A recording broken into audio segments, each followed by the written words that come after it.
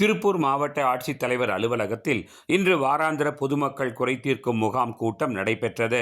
மாவட்ட வருவாய் அலுவலர் தலைமையில் நடைபெற்ற இக்கூட்டத்தில் சுமார் 300க்கும் மேற்பட்ட மனுக்கள் பெறப்பட்டன. பொதுவாகவே இதுபோன்ற குறைதீர் கூட்டங்களில் கொடுக்கும் மனுக்களுக்கு பெரிய அளவில் தீர்வு காணப்படுவதில்லை.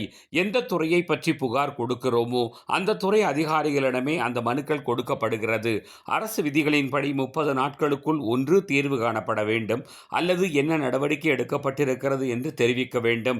பல பேர் பல வாரங்கள் ஒரே பிரச்சனைக்கு நூற்றுக்கணக்கான மனுக்கள் கொடுப்பதை நாம் அங்கு காண முடிகிறது. ஆனாலும் அரசு அதிகாரிகளின் மேல் நம்பிக்கை வைத்து மக்கள் கொடுக்கும் மனுக்கள் மீது தயவு கூர்ந்து அதிகாரிகள் நடவடிக்கை எடுக்க வேண்டும் என்பதே நமது வேண்டுகோள். பெரும்பாலான பிரச்சனைகளில் அரசியல்வாதிகளின் தலையீடு இருப்பதால் தீர்வு காண முடிவதில்லை என்பது அரசு அதிகாரிகளின் தரப்பில் கூறப்படுகிறது.